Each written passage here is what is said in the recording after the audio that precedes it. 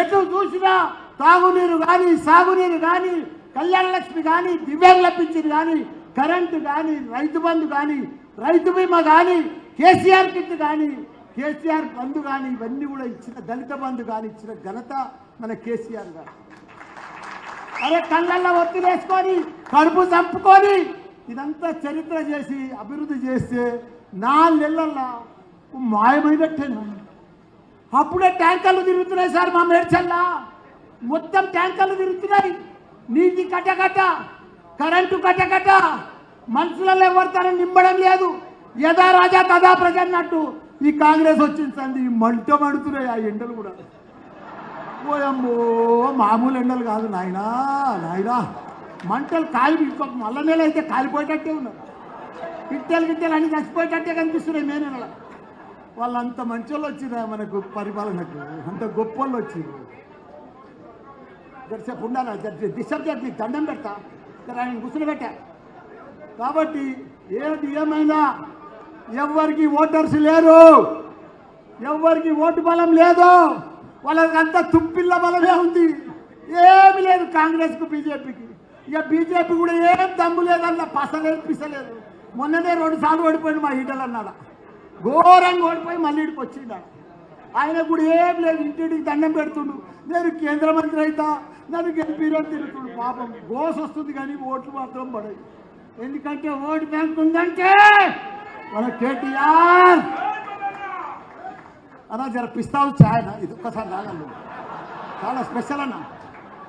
ఒక్క ఛాయ్ తాగన్నా, నీకు షుగర్ ఉన్నా పర్లేదు, ఛాయ్ తాగ, ఆ మాట ఛాయ్ తాగన్నా.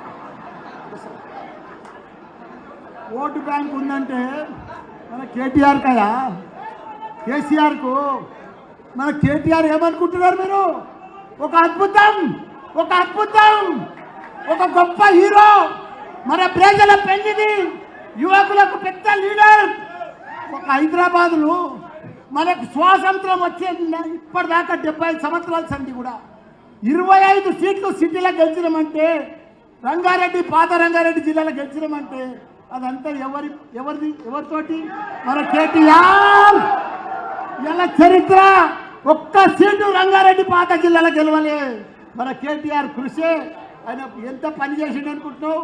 అమెరికాకు పోయిండు, దావుస్ పోయిండు, ప్రపంచ దేశాలన్నీ తీసుకొచ్చిండు.